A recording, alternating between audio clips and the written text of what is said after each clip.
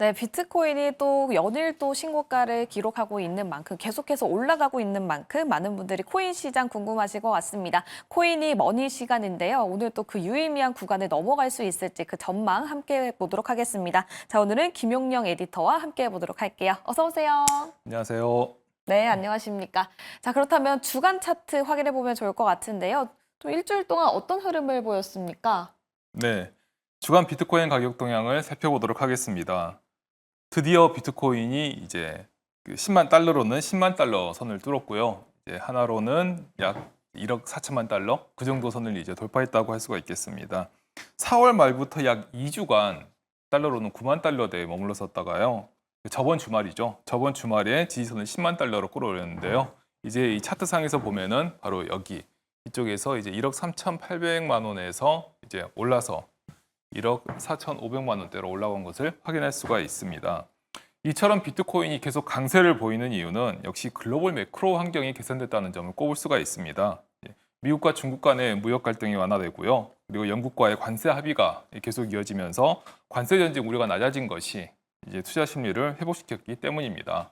비트코인이 지금 이처럼 이번 주에는 이렇게 지금 등락을 거듭하다가 좀 올랐다가 등락을 거듭하고 있는 것으로 보이긴 한데요. 이제 이번 주, 저번 주 이렇게 계속 살펴보면은 비트코인이 한번 이렇게 스텝업 한 다음에 지금처럼 이렇게 보합세를 보이다가 또 그러다가 다시 스텝업 하는 이런 현상을 보이는 것은 글로벌 투자 심리와 이제 결을 같이 하는 경우에 발생하는 현상입니다. 현재 그렇게 보시면 될 것 같고요.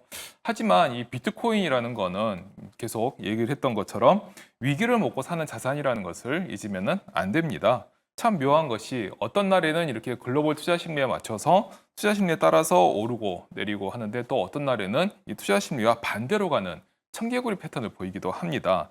그래서 이거를 잘 해석하는 게 중요할 텐데요. 그렇다면 지금은 어떤 추세이냐? 바로 이번 주, 그렇죠? 이번 주에는 청개구리보다는 함께 가는 추세가 좀 더 강한 것으로 이제 보이고요. 그래서 이렇게 정별로 갈 때는 근데 그만큼 이 상승에 따른 차익 매도 심리도 정방향으로 이제 작용을 해서 좀 더 두드러지게 나옵니다.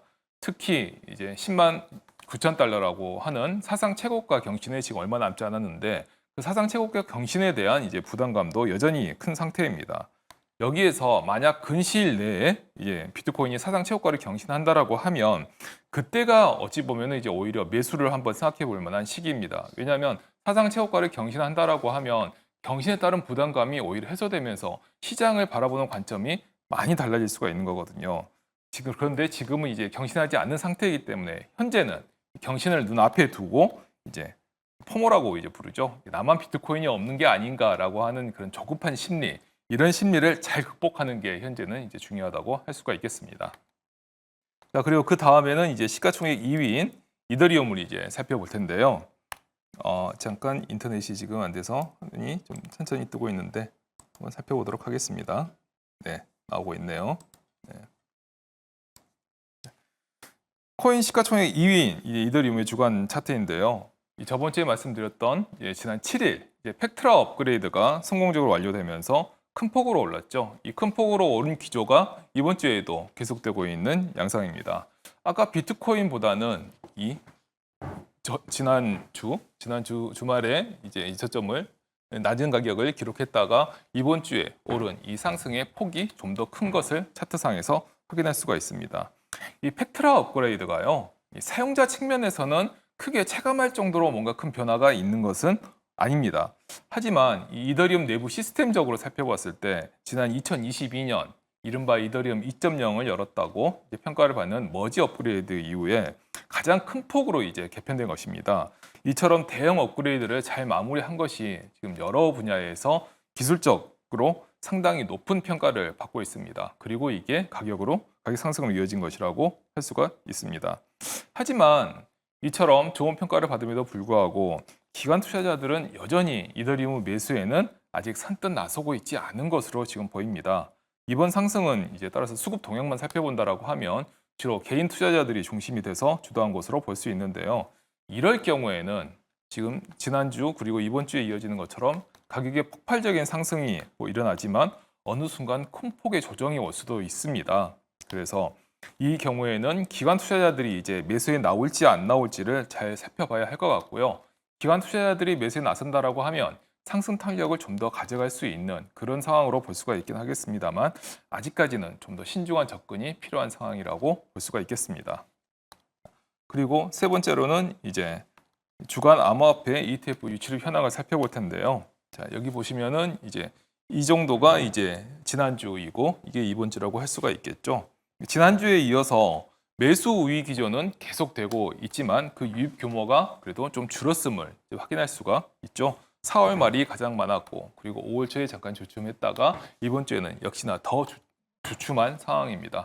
고점 부담 등이 고점 부담 그리고 차익을 이제 확보하기 위한 매도 등이 있는 것이겠는데요.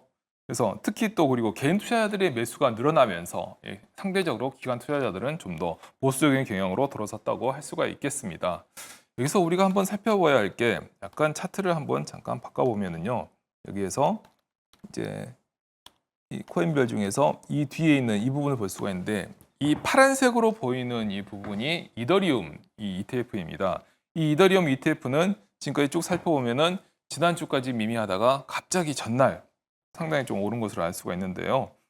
그동안의 가격 상승에도 불구하고 기관 투자자들의 유입이 그렇게 눈에 띄지 않다가 바로 어제죠. 어제 바짝 유입세로 돌아선 거를 확인할 수가 있는데요.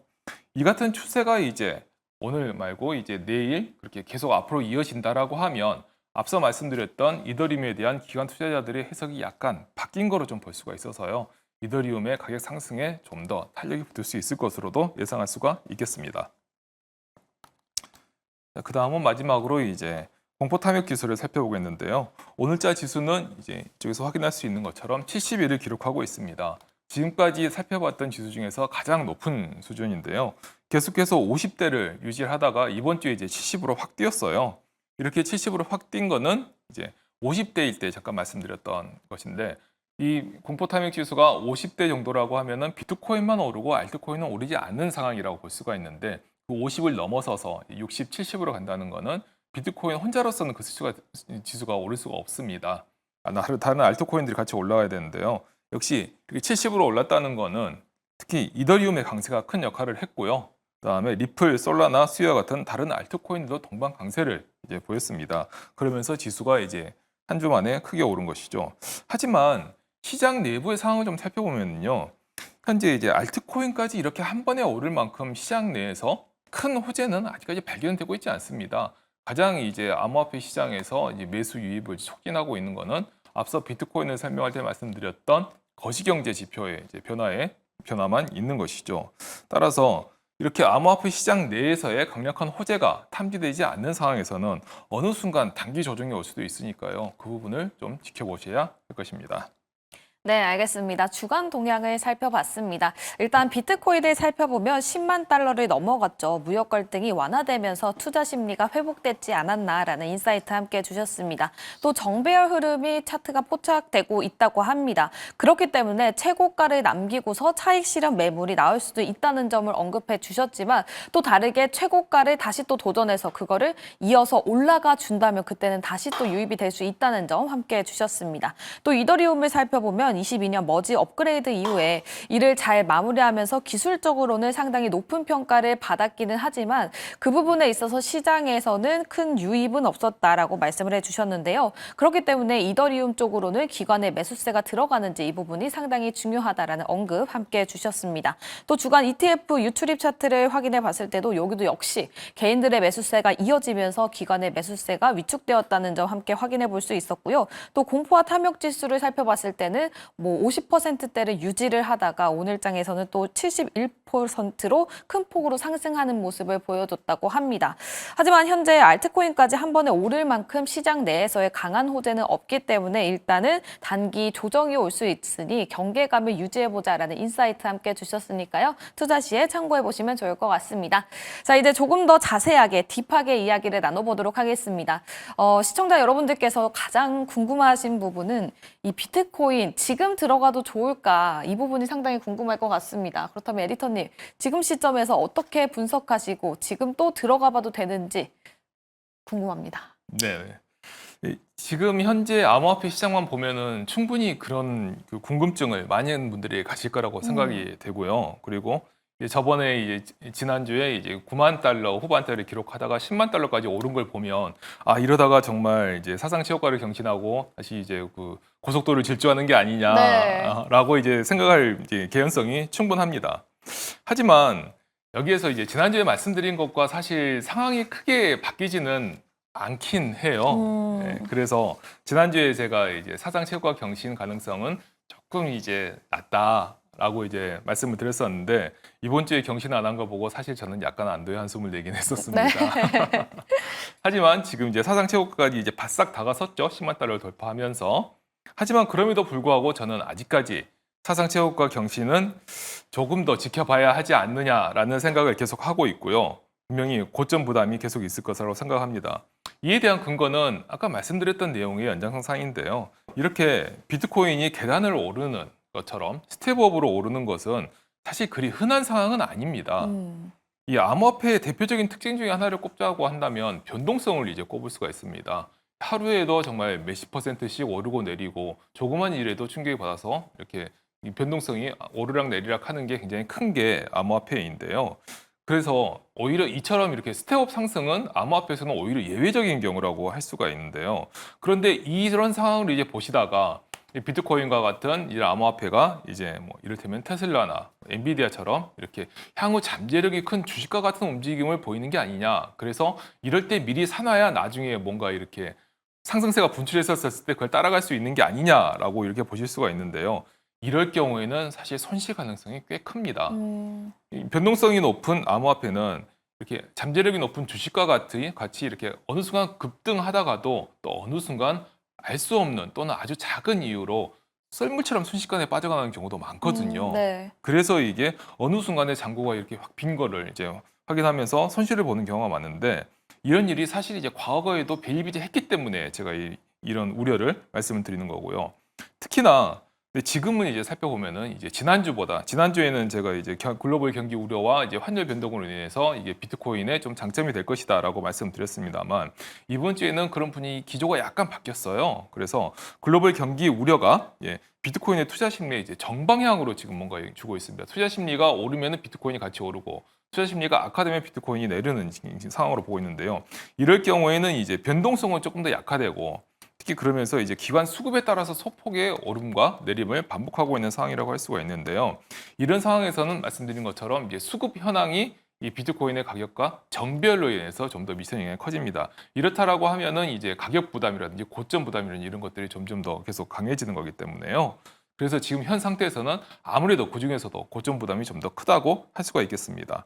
그래서 당분간은 비트코인이 한 2%, 3%씩 이렇게 오르더라도 관망세를 유지하시는 게 좀 더 좋다고 이제 좀 보내드리고요.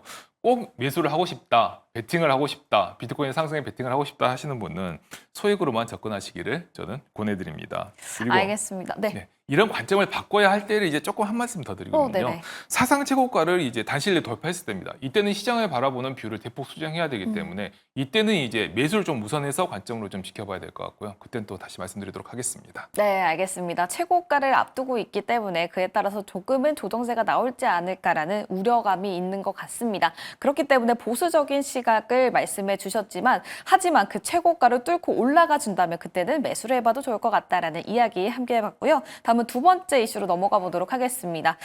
또 넥슨, 메이플 스토리 유니버스에 사용될 코인이 나왔다고 하는데 이 코인은 어떤 코인인가요? 네. 전 세계 암호화폐 시장에서 이른바 이제 김치코인, K코인이라고 하고 네. 김치코인이 좀 은어적 표현이어서 그래서 속 좋은 표현은 아닌데 이런 한국계 코인이 지금 이렇게 주목받는 거는 참 오랜만에 지금 나오는 현상입니다. 네. 그래서 그게 이제 방금 말씀해주신 넥슨의 대표 게임 중에 하나죠. 메이플 스토리에 이제 기반에 만들어지고 있는 메이플 스토리 유니버스라고 하는 이제 새로운 게임 생태계가 있는데요. 여기에 이제 사용되는 코인이 이제 NXPC라고 하는 코인입니다.